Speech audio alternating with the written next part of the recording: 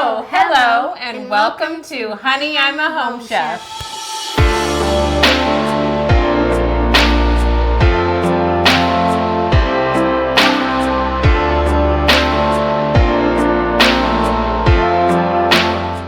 Morning. I'm so excited to be alive right now.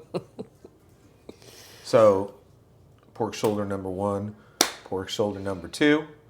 I got the smoker going right now, and it's pumping to I think I'm running at 235 today because I'm a little pressed for time. That's fine. 235 is okay. I could probably go 250 on these and not have a big deal.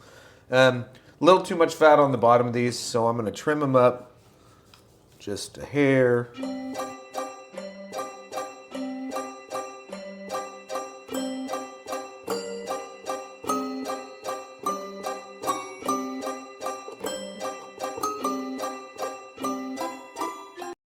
Yeah, that's good. Okay, so if you would derobe me.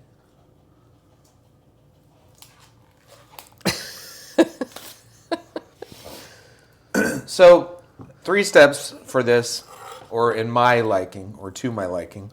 Pepper, great for bark. It also adds a lot of flavor and just something about pepper and smoke, right? Mm-hmm. You're just agreeing. You don't know. Mm-hmm. So I'm going to first hit these with a layer of just pepper.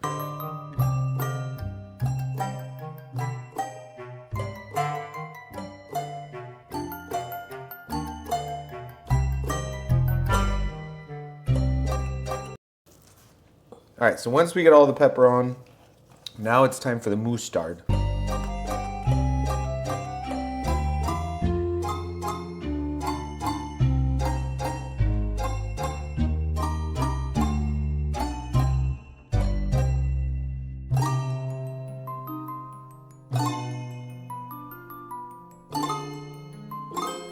Next step, some SPG. So again, this has pepper in it too. Mm-hmm. Salt, pepper, garlic. I think I still have mine in the pantry, the one that I make. Mm-hmm. I don't think I have enough of it though. I don't think I have enough of this. I might use both.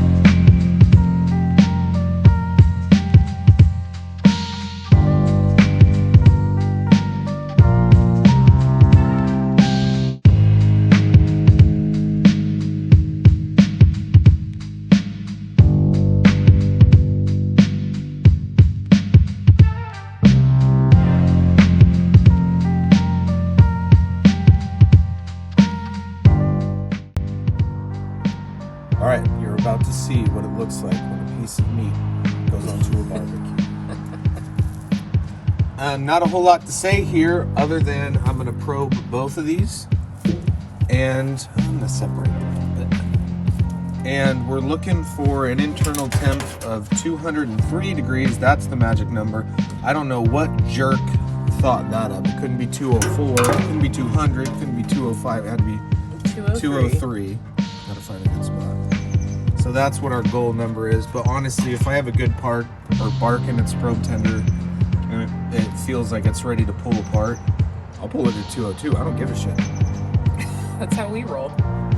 So I didn't want to open the grill this early, but our second probe 2, which that's probe 2. So this second one is running at 140 right now, while this one's at 130, which I sort of anticipated happening, but I didn't want them 10 degrees apart. So that's fine. That's part of the process. That's why we do these. So we're just going to rotate these. I'm going to put this closer to the heat source, put this one back over here, shut it, and I'm going to wait until I'm getting real close to like 160 to start spritzing just around the edges. We're sharing jobs. Your turn to do some rolls. They're my rolls. Actually, they're not mine. I stole this recipe, but that's okay. But I'm more so the baker. Okay, So we are going to start with our rolls, right, Joy? Yep. Prepping our rolls. So this is 1 cup of warm milk. And then we are going to add, I'll do this one first. This is a half a cup of warm water. Good job. And then we're going to add our salt. This is 1.5 teaspoons of salt, so dump that in. Good job. And then this is a 4th cup of sugar. Dump that in. Nice. And a 4th cup of melted butter. Good job. That looks like And then this is 1 package of active dry yeast. Go ahead and dump that in. Oh, well, that's okay. That's okay. We're doing it. So what we want to do is just give it a quick stir. Go ahead. And we're going to let it sit for about 30 minutes, right? To proof.